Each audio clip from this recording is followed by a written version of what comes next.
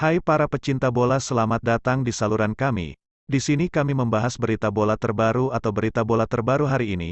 Tidak usah berlama-lama, ayo ke inti videonya. Bikin timnas Indonesia kalah dari Vietnam dengan skor 0-1 pada pertandingan fase grup Piala AFF 2024. Pelatih Shin Tae-yong membuat pengakuan mengejutkan, di mana sang pelatih mengaku bahwa dirinya menyesal saat timnas Indonesia dikalahkan Vietnam, meski mereka kalah dengan skor tipis. Karena pada pertandingan ini timnas Indonesia tak bisa berbuat banyak, padahal Shin Tae-yong hanya menargetkan hasil imbang untuk pertandingan menghadapi Vietnam, namun, Shin Tae-yong justru melihat perbedaan langsung. Anak asuhnya dan pemain Vietnam, menurut penilaian Shin Tae-yong pemain timnas Indonesia kalah dari segi pengalaman dari pemain Vietnam, namun, itu hal wajar mengingat timnas Indonesia menurunkan pemain muda pada pertandingan ini. Sedangkan Vietnam menurunkan pemain senior, dan begini komentar Shin Tae-yong. Skuad kami saat ini memiliki banyak pemain muda, timnas Indonesia sebagai peserta Piala AFF memiliki gap antar pemain dari segi pengalaman, skuad muda saya sudah melakukan yang terbaik secara psikologis dan melaksanakan sesuai rencana, gimana pun.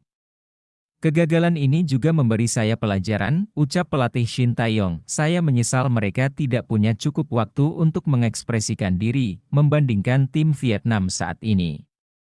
Dan 9 bulan lalu tidak diperlukan, saya pikir melakukan hal seperti itu perbandingan itu tidak masuk akal, sampai babak penyisihan grup selesai, kami tidak bisa berkata apa-apa. Kami akan berusaha lebih keras di sisa pertandingan. Jelas pelatih Shin Tae-yong. Timnas Indonesia harus mengalami kekalahan pada pertandingan ketiga fase grup, tapi Shin Tae-yong tetap bisa tenang karena keputusan Erick Thohir. Seperti kita tahu saat bertamu ke Vietnam untuk menjalani pertandingan ketiga Piala AFF 2024, Timnas Indonesia harus diobok-obok oleh Vietnam.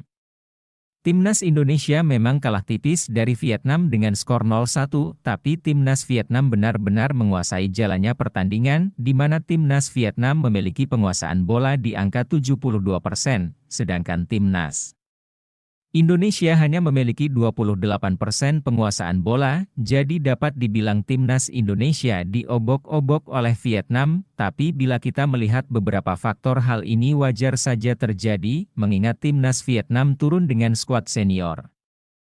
Sedangkan Timnas Indonesia hanya menurunkan skuad Timnas U22, hasil tersebut sangat wajar didapatkan oleh Timnas Indonesia, dan begini komentar dari Pak Erick Thohir, kalau kelas kita lawan Myanmar, lawan Laos bukan kita menyepelekan, kita wajib menang, ucap Pak Erick Thohir. Tetapi harus kita sampaikan, jika kita menghadapi Vietnam, mendapat poin saja sudah bagus, karena Vietnam tim full, kata Pak Ketua Umum PSSI itu, tapi kita gak bisa hanya berpuas diri, membentuk tim baik, adalah PSSI Asprof, membuat program baik, pelatih baik, sehingga punya tim terbaik, jelas Pak Erick Thohir. Baiklah, itu saja pembahasan kita kali ini. Bagi kalian yang nggak mau ketinggalan berita bola terbaru dari kami, silahkan klik tombol subscribe dan loncengnya. Dan terima kasih telah menonton, sampai jumpa guys.